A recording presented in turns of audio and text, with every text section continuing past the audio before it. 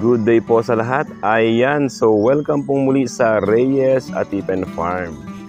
So, May 31, 2024 po ngayon ng madaling araw.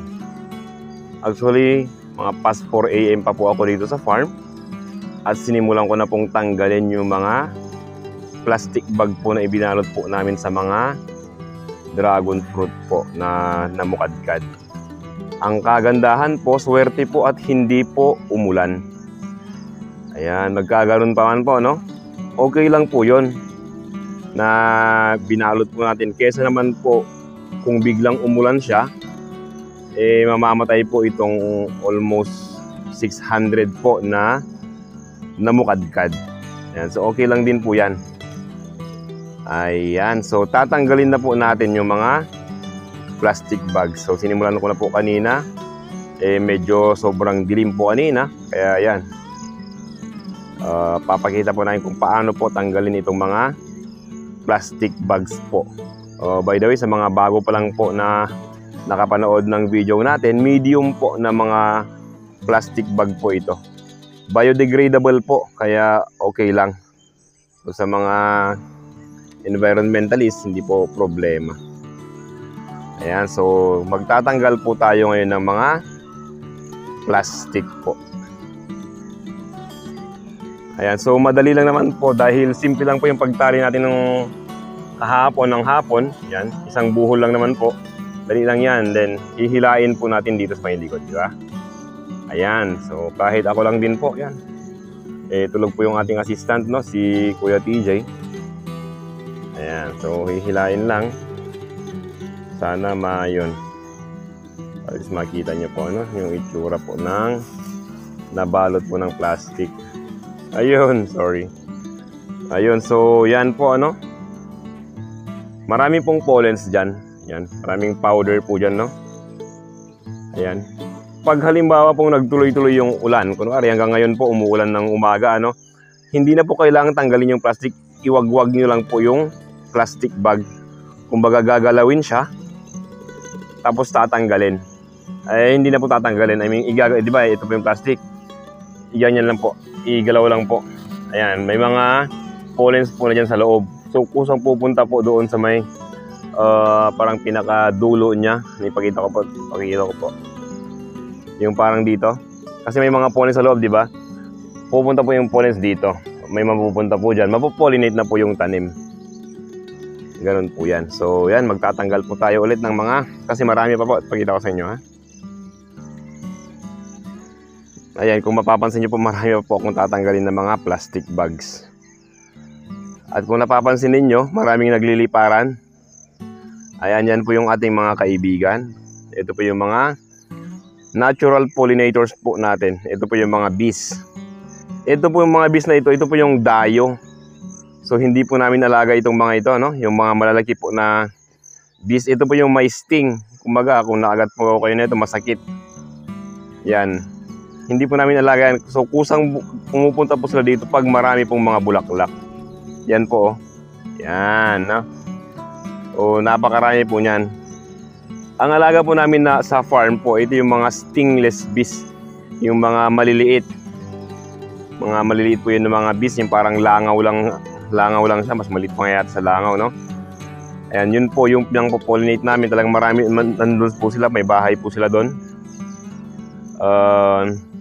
Anytime pumunta po sila dito. Ayan po, no?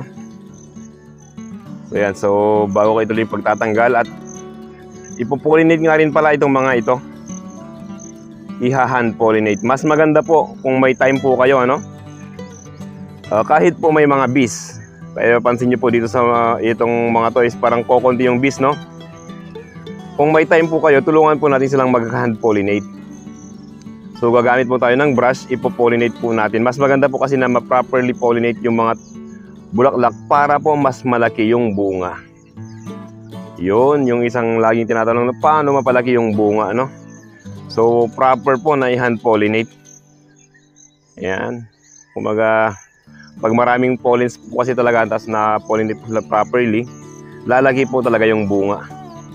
Pansin nyo po yan kung halimbawang umulan, tapos wala po kayong ginawa, maliliit po yung mga bunga, parang sibuyas. Ayan po. Yan, itur ko na rin po muna kayo bago po namin ituloy yung pagpo-pollinate, pagtanggal din ng plastic po. Ayan po ano. So napakarami po talaga. Yan pa sa ilalim. Yan po. Yan. Yan po, may mga lumilipad na bees. Ayun no. So eto po ano, mga diskarte po kapag halimbawang matapos na po itong pamumukadkad. Ang pamumukadkad po kasi yung sabay-sabay, no? Nangyayari po yan mga 3 to 4 days. So ngayon po pangatlong araw na ng pamumukadkad. So mamayang hapon meron pa kasi eh. Ito po, ipapakita ko sa inyo ha. Ayan po, ito po kasi.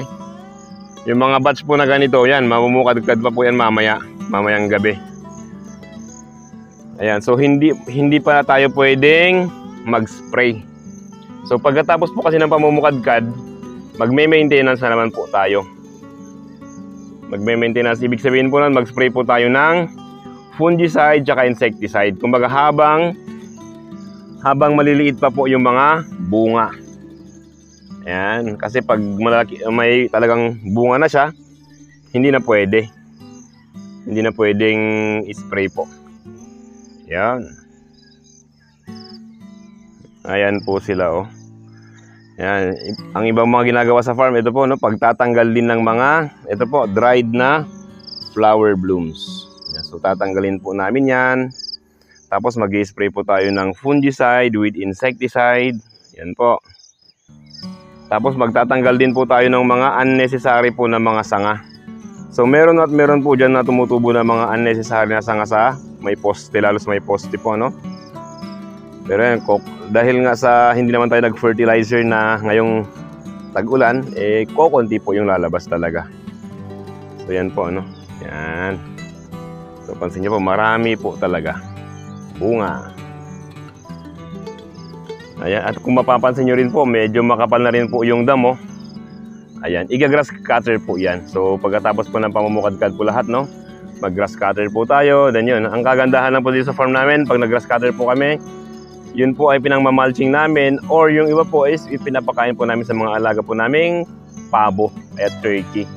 Yung dito po sa may plant boxes nga pala, no? Ayan, dito sa may plant boxes. Ito po ay mano-mano po na tinatanggal. Yan, medyo matrabaho, pero okay lang yan. Yan, kailangan tanggalin mano-mano po yung mga yan, no? Kasi lalo may net po yan.